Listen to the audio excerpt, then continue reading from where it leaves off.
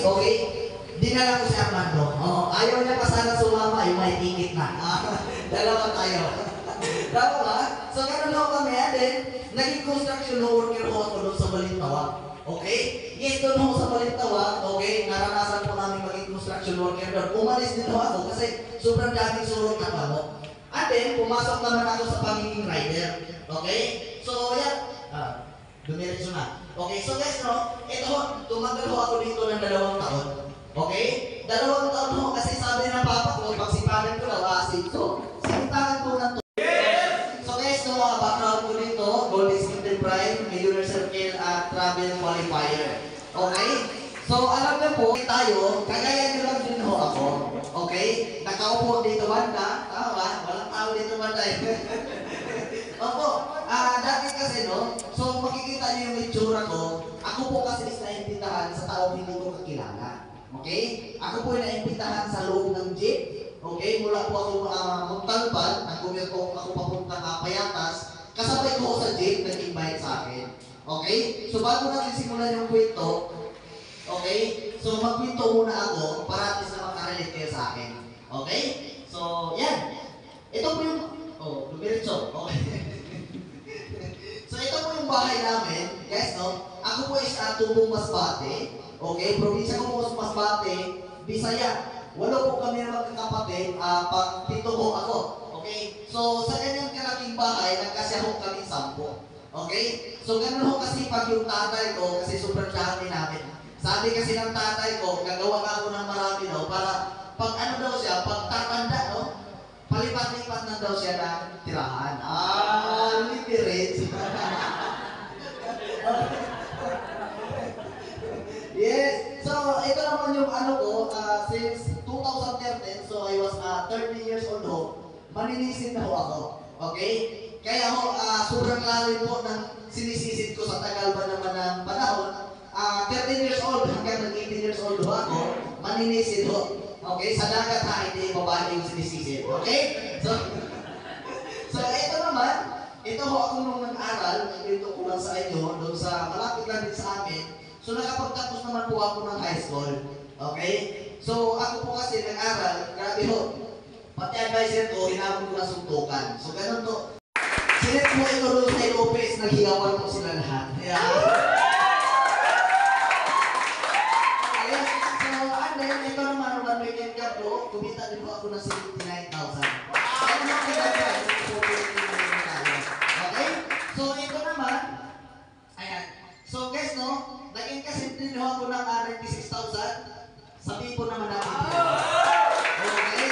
So, ganun kaya pa, next naman na naging kasi ako, 39,000. Okay? Grabe. Nakita nyo yung transformation. Yung dating mukhang padyaw kanina, naging budyaw na. Ayan.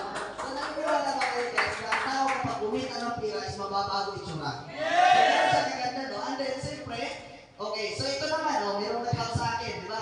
Yung mukha ko dati parang badyaw, ngayon nakadaan ako ng aita. Ayan. So, kung makikita ko ito ng malaki, ano mo to? Okay, so ito naman siya, nag-help sa akin. Pinost ko po ito, 2000, picture ko ito ng 2021. Pinost ko siya 2022. Okay, sabi ko, pag kumita kami ng million, ipupost ko to. So kami tatlo. Okay? Yan, kanina, si Victor Jason, si Victor Armando, okay, at ako. So guys, yan, Gold Executive na ho kami tatlo. Okay? So kami dalawa ho, MC na. Next award din, magiging MC na dito isa. Isa lang ang punto ko dito. Pag nagsisimula ka, dapat tanggapin mo na sa sarili mo na mangyari sa'yo yung mga inaasam-asam mo. Okay? Kasi, the moment na hindi mo accept kung ano yung mga mangyayari sa'yo dito, okay? Hindi din siya mangyayari. Tama? So kami kasi, sobrang lalim ng paniniwala namin na one day, we become a millionaire. Okay? So ganyan po siya kinanda. And then, ito.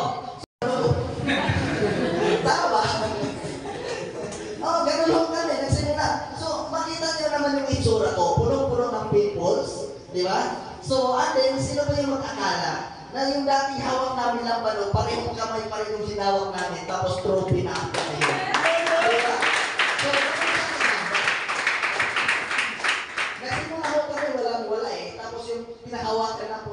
mga pangarap namin. Okay? Lagi ko lang sinasabi kay Mentor Jason na, boy, okay, darating din ang panahon na dami din tayo. Sabi ko, darating ang panahon, yung online system ko lang punuin natin to. Mga nangyayari sa atin. And then, siyempre, okay, yan. Tinawagan na rin ako ng Gold Executive. So, asawa ko naman, nag-rank up din ho siya. So, sobrang ganda. Nakaka-amaze yung doon banda, yung pag-akyat mo sa stage, sobrang daming tao. Okay? Parang nakakalo.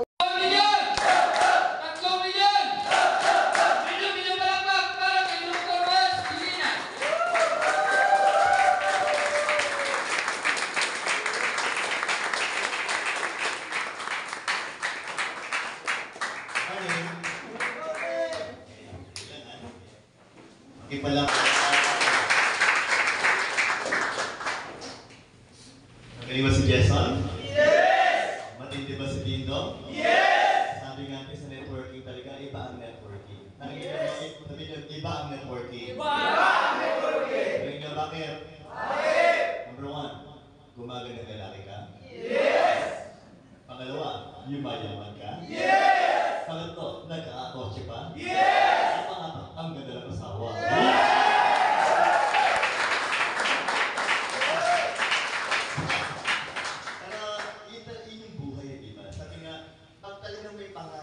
Pwede magbago ang buhay mo. Tama ba tayo doon? Yes! Simple lang ang tanong ko. Hindi tayo ganun karami ngayon, pero simple lang po ito. Handa ka na po yung mama? Yes! Kung handa ka na, ipag-usapan natin ngayon is somewhat different from my usual trainings. Bakit? Kasi bumabalik na yung office.